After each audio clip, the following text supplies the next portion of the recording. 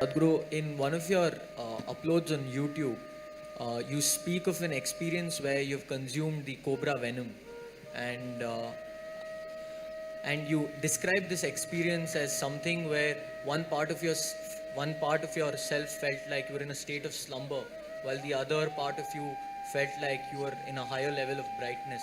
So, how do you perceive the use of other natural intoxicants such as weed or bhang, which take you to the same level of higher consciousness, but the only difference lies in the means which are adopted in reaching that higher level of consciousness?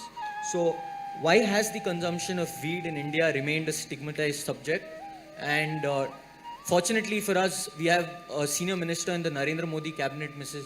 Maneka Gandhi, who's come out in support of legalization of marijuana. So, could you also tell us what your take is on whether or not marijuana should be decriminalized, given that there is enough evidence to suggest that there is medical benefits associated with the consumption of marijuana? Medical benefits are for those who are sick, isn't it?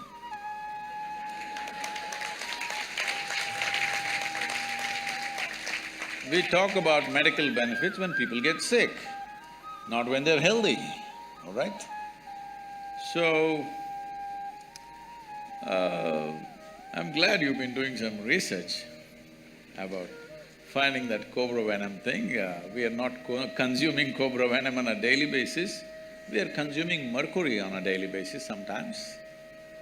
But that is not for intoxication, nor do we need cobra venom for intoxication. Just look at my eyes and see, they're always stoned.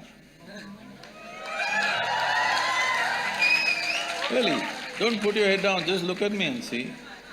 I'm always stoned. I never touched a substance. But is it true that this human mechanism is the most sophisticated chemical factory on the planet? Hello? So if you know how to manage this well, you can produce what you want in this. Anyway, there was an Israeli scientist, you might have heard about him because you've done so much research on this aspect. He was doing research on cannabis and its impact on the neurological system.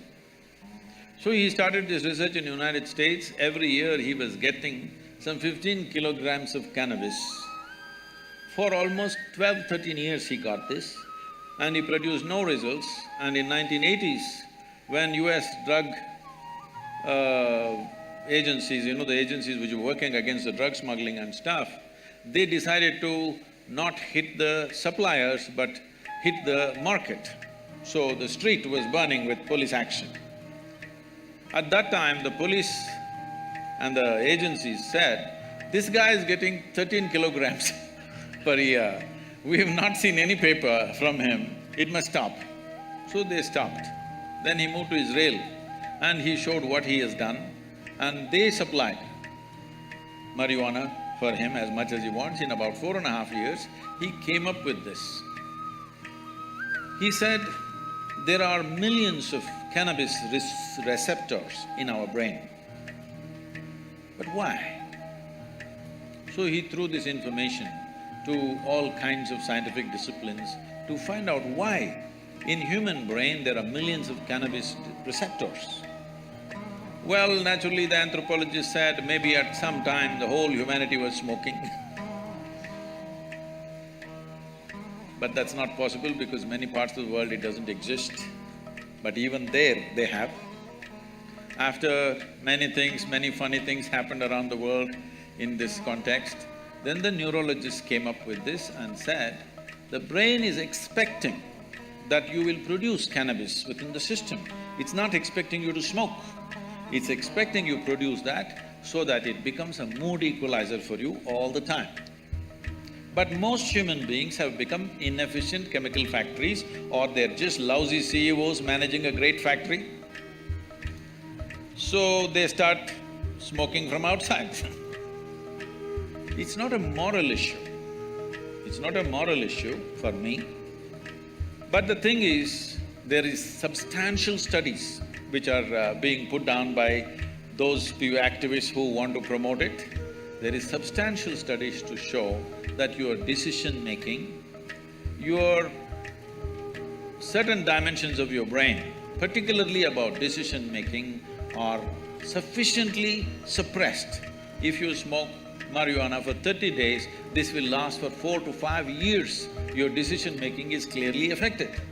With that kind of mind, with that kind of a brain, if you enter the court and I'm putting my life in your hands, I don't want a cannabis-smoking lawyer for me.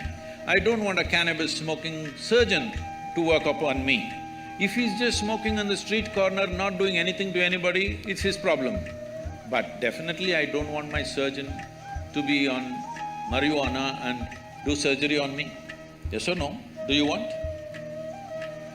Nor do I want other drivers, because I drive at a certain speed, I don't want other drivers who are smoked out driving with me. I don't want. Nor do I want my driver ever, if at all if I sit in the back seat, to have smoked and then driving.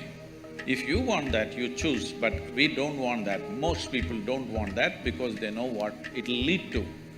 So, what we are looking at recreation, we have made it this way. What this means is essentially, today, 70% of the American population is on prescription medication, rest of the world is trying to catch up.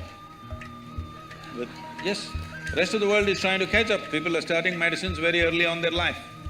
The remaining 30%, of course, are going on things that you're talking about.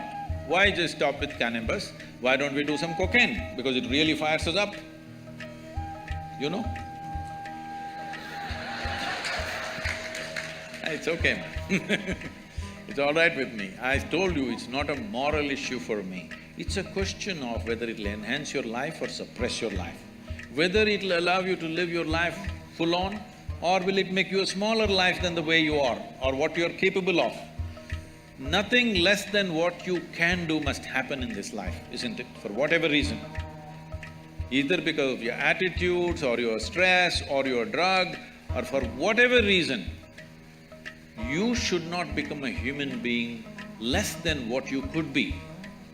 You must maximize this life, because all you have in this life is how intense and profound is your experience of life, that's all there is.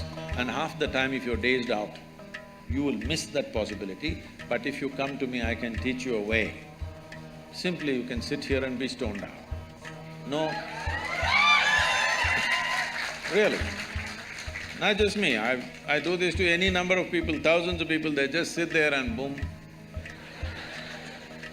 Every day in the morning I can show you millions of people who close their eyes, tears of ecstasy dripping, because there is a way. There is a way to activate this system, because there's no more complex chemistry on the planet than this one. Yes or no? Do you agree with me? When everything is here, it's best to learn to use this. If you invest some time early on in your life, very effortlessly you can get here. Instead of that, if you take external inputs, we know all the negative impacts of that.